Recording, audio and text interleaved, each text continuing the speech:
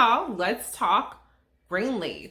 Greenleaf season 4 is back, and it is back with a bang. But before I get into the recap, let me just tell you guys, I was down in New Orleans for Essence Festival. I had the good fortune of going to an own event, and I got to meet Deborah Joy Winans, Lynn Woodfield, Merle Dandridge. They are all so beautiful and fabulous and so gracious.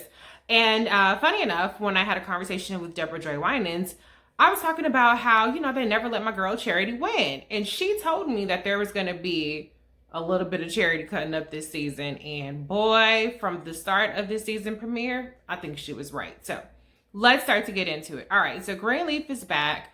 And Calvary is now Harmony and Hope, or under the Harmony and Hope umbrella. And I'm not feeling gentrification of Calvary. Okay, I think the Greenleafs should always be in charge, but they was acting up and cutting up all season 3. And so big, huge changes are in store. So we start off, we see that, the white dude is taking over. Bob, I guess is his name. Then you have the smooth, wannabe Tay Diggs dude. And Grace is now the interim head pastor. Of course, Lady Mae is salty as all hell. Jacob and Charity are in the pool or in the pews. Bishop is not having any parts of it, but everybody has to understand they have to play nice because apparently this transition period is supposed to be 1 year long. The master plan is to, play nice for a year, where Grace gets named into our permanent pastor of Calvary so that she can turn the church back over to Lady Mae and the bishop. That's how this is supposed to go down, okay? But you know what? The family is just not united. I mean, Lady Mae is playing nice with Grace, probably in large part because Grace is harboring that secret about her paternity or her father's paternity. But she is not on Grace's case for a change. But it wouldn't be Greenleaf if it wasn't blame Grace for every single thing bad that happens to the Greenleaf. So, of course, Clarissa is just going in on Grace. It reminded me of the very first episode of season 1. And she's just on a tear. Listen, it's not Grace's fault that Zora was out there acting up. It's not Grace's fault that Jacob was getting too goddamn close with Skanks' wife. That has nothing to do with Grace. But we're going to just rewrite history and everything is Grace's fault. Okay, Carissa, girl, bye. But Lady Mae did get in her ass a little bit and sent Carissa off on her way. Charity is so unhinged. What the hell? Is she an alcoholic? Is she have some kind of opioid issue that she's dealing with? Because she is so volatile in every scene. I don't understand what's happening with Charity, but Charity needs to get it the goddamn together, okay? And Grace, as she always does, just takes it on the chin. I don't get it. But anyway, Grace decides to be a team player. She gets this mysterious call, though, from some correctional facility. We have no idea what that's about. So she goes, she gets her marching orders from Lady Mae, who, by the way, decided or is trying to keep Grace from revealing her father's paternity. And so, like I said, she's playing nice, but she tells Grace, you need to give an ultimatum to get Jacob and Charity installed as associate pastors. Well, Grace does just that. She makes an ultimatum. And Bob, at first is trying to play hardball, but it comes out that he agrees to get Jacob instated as pastor, which is great, or associate pastor, which is great because Jacob has a job opportunity that is relying on him being associate pastor or some sort of pastor. So, Carissa and Jacob can move out. Zora, by the way, is still feeling herself, but Lady Mae allows her to move into Noah's old cabin.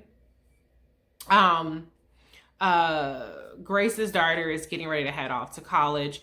So we see a bunch of, different things that are happening. It's setting up for a long season that's probably going to have a lot of twists and turns. And so Grace comes with the good news that at least Jacob is reinstated, but Charity has a complete cow meltdown.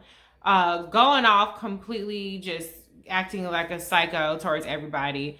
Everybody is trying to calm her down by also saying, like, hey, you need to chill the fuck out. But this big blow up just leads Charity to decide she's going to take up Dumas, or I forget the guy's name, I'm sorry, the new guy, the new Tay Diggs dude.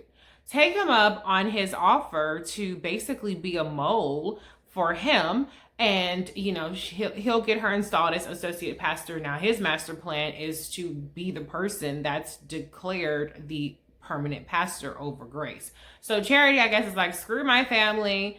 I'm going to do what I need to do. Okay, Charity. Now, Charity's plans don't ever really work out. So I don't know why she thinks she's going to be able to get away with this. But this is where she's going to break off from the family. I think she needs to go get some sort of counseling, some AA, or some sort of opioid addiction treatment or something, because something is definitely off with Charity. Okay? But anyway, the episode closes out with this blockbuster. And Noah has been trying to get in contact with her, with Grace. I mean, the entire episode. Now, remember, Noah was engaged, and then he slept with Grace, and then it came out that he slept with Grace, and then his fiance, like, was so pissed off that she left him, but then she came back, and they had sex, and then they ran off. I don't know what happened with that. It's been a long time. But Noah is back calling Grace, like, what the hell is going on? And so Grace answers the phone, like, hey, yeah, I'm sorry, I've been busy. Like, what's up? What's up? That's all you got? Girl, now you know you trying to say I'm talking about what's up. It turns out that the correctional facility call that Grace got and didn't answer is her son. Noah and Grace have a son. What the hell? How does Grace have a son? And why is her son a jailbird? And why is her son a jailbird in Phoenix? What in the hell is going on? Grace, what are you doing? I mean, if this family is not a family of fraternity, secrets, and all kind of scandalous stuff, I don't know what is. So is that why Grace ran off to Phoenix? Because she was pregnant? And then, so I guess, what did she do? Did she give her baby up for adoption? Is that what's happening? How would the baby that's been put up for adoption know that Grace is her mother and Noah is his father?